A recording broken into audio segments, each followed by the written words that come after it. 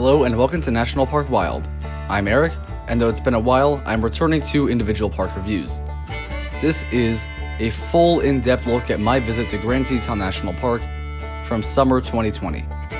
On the way, I will give some travel tips, talk about some of the best areas, and some of the best things about the park as a whole, and give some closing thoughts at the end. Let's begin with the entry experience. So we drove south from Yellowstone, and I will say, even though this is technically Yellowstone's neighbor, it's actually a relatively long drive. I think it took probably about an hour for us to get from the Old Faithful area of Yellowstone to Grand Teton National Park. So the first stop we went to was Coulter Bay Village. We went to the visitor center, and right off the bat, a great experience here. One of the rangers marked one of the park maps with some of the best areas for wildlife sightings.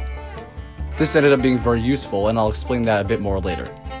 So Coulter Bay Village, you are right along Jackson Lake, and you get some solid views of the mountains of Grand Teton National Park. So the next area we went down was the US 191 road, which is actually free to enter. To go to this part of the park, you don't have to pay because it's a state road. So it was very cool to be able to go right to these overlooks without having any issue. And every overlook of the mountains on this side is stunning. You have the Oxbow Bend, for example, which gives, though not the most incredible mountain views per se, views of a really nice area full of wildlife. We saw heron, and we also saw an otter in the Snake River. So there's other overlooks.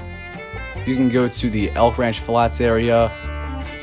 You can go to so many of these. There's the Willow Flats overlook. That one is important to mention because there's usually a huge herd of elk that can be overlooked. And that's definitely a unique sighting because of how many there are. I've seen elk in parks before, but never that great in number. Not even at Rocky Mountain, which is saying quite a bit. Then there's the Cunningham Cabin Historic Site. You have some log cabins, and in this area we saw plenty of bison. And bison are one of my favorite animals, so I enjoyed seeing this herd in Grand Teton. I'll point out Grand Teton's wildlife is among the best in any national park. It's not quite there with Yellowstone, but nothing is. And you also get a very nice view of the mountains, including the main Grand Teton, in this area. There's also the Schwabacher's Landing. This one you go down an interesting gravel road, and you are given a very fascinating perspective looking at the mountains, different from the rest of the park. But one other that has to be mentioned is Snake River Overlook. This is among the most well-known. It's one that a lot of people like to do for sunsets, and I can definitely see why. It's just stunning. It's one of the most stellar views of the mountains in the park. There's also others like the Glacier View Turnout and the Blacktail Ponds Overlook. And then, a somewhat major one to mention, the area that has the John Moulton Barn. This barn is quite well known. It's that one picture that everyone gets at the parks. Sometimes you'll see wildlife in the photos. We saw no wildlife in this area. This is along the Antelope Flats Road. Did like it a lot. However, it's one that was not the most mind-blowing view. Even though it is a great view, I'm surprised it's the one view everyone gets a picture of. And it's the one picture that seems to represent the entire park. So driving along this entire road, I must point out there were very few cars. We are here in the peak of summer, so you would expect a lot of people on this road. However, Grand Teton is not a super crowded park. It gets 3 million visitors a year, maybe more, give or take a few. And it's a much smaller park than Yellowstone. However, the areas on this eastern part of the park are very quiet and never congested from what I've seen. Maybe that has changed since I last went, but surprisingly, it was very quiet and I enjoyed it quite a bit. And I will point out there aren't a ton of hikes on this side. That's part of the reason why there are a lot more people in the western part. This is where the hikes are. So we went to the Menorah's Ferry Historic District. This is just such an excellent historic area. You can walk right next to the Snake River banks. And there are a few parts that are difficult to get to due to overgrown grass. But it is a fascinating historic area, and if that's what you're into especially, you'll love that. So driving a little more, we saw deer, we saw some more elk, and we go to the Taggart Lake Trailhead. Tiger Lake is a very nice one. You walk over a stream, and you get a different perspective of the mountains that you do on the eastern side of the park. On the western side, as you may guess, you are much closer to the mountains. That means it's a very different look at them, and it can make them seem even more imposing. So that's definitely a huge plus. And that was all of our hiking for the day. One trail may not seem like a lot, but we had to do a Snake River float trip. This was probably my favorite experience in the park. We did it around sunset time, and it's such a beautiful time to see that area. When you're on the river, floating by the mountains, it's stellar. This is where I got my favorite photos of the park, and in my opinion, that's where the photos that represent the Teton National Park should be, because it's just so stunning. Amazing views, and I would say the wildlife is also one of the best things about this. We did not see any moose on this float trip, and many do, I hear. But what we did see were several bald eagles, some flying in front of the mountains, making for some killer photo opportunities. And then there were beavers. I saw one beaver standing on his hind legs.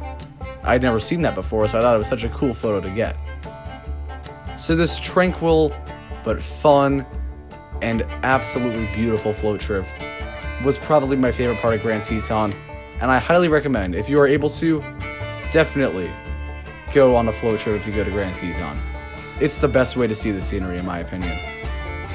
So after this, we decided to head toward the Phelps Lake area. This road is one that is supposed to have many animals on it. We learned this from the park ranger earlier, and I must thank that park ranger, because she was right. We found a moose and her calf in a reflective pond, and that was such a beautiful sighting. I had not seen any moose in that park at that point, and I've never seen a moose in Yellowstone to this day. So that's something Grand Teton has. And like many parks, I highly recommend, if you're going for wildlife, head to areas like Phelps Lake and Antelope Flats that are a bit more remote.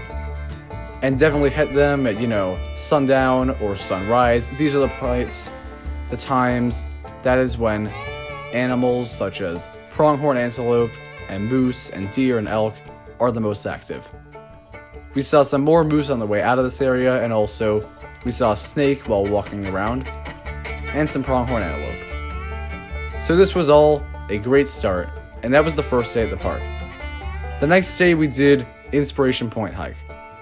We did not go all the way toward Cascade Canyon or similar, though from what I've heard, if you're a serious hiker, it's an absolute must in the park.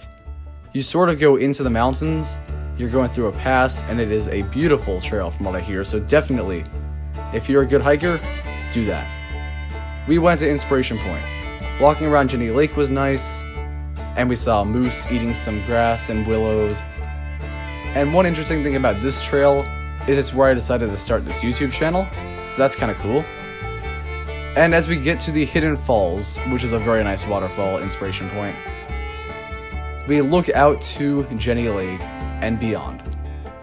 If you look behind you, you can see up to the mountains, and I will say, this view is not my favorite compared to the overlooks of the mountains. I do like mountain scenery more than lake or plain scenery. So while this view is nice at the end, it's not quite as dramatic or breathtaking as seeing the mountains from above or from far away, in my opinion, because you get to see the size of them up close. That is a cool thing, but it's not quite my favorite type of view. So this was very nice, and after that we head to some other trails. We go up to Lay Lake, and apparently we missed a bear sighting by not very long. That was interesting.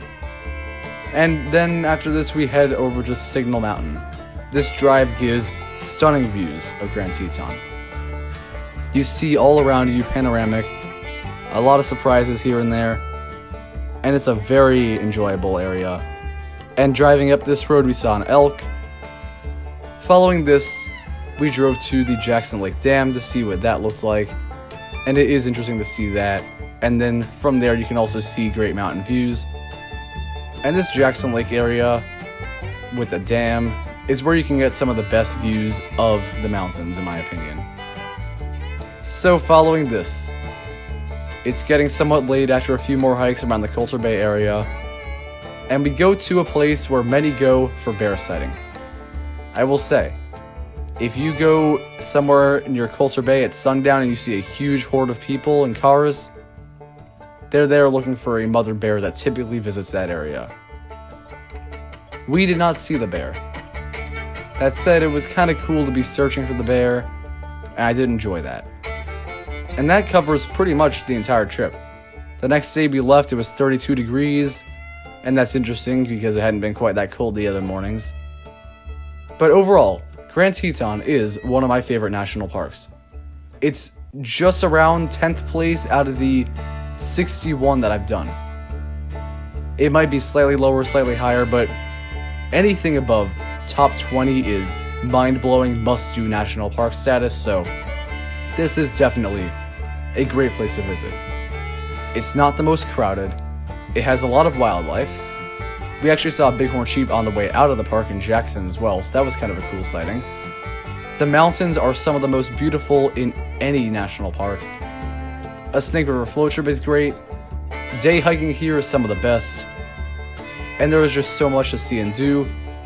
And while I do prefer Yellowstone National Park, mostly due to its variety of scenery that it has over Grand Teton, I think both parks are absolute must-dos if you go to the area, and heck, even if you go to Wyoming at all. Thank you for watching. I hope you enjoyed this video. Comment down below your thoughts on Grand Teton and any questions you have about traveling here that I might be able to answer. Subscribe for more national park content. I'll see you next time.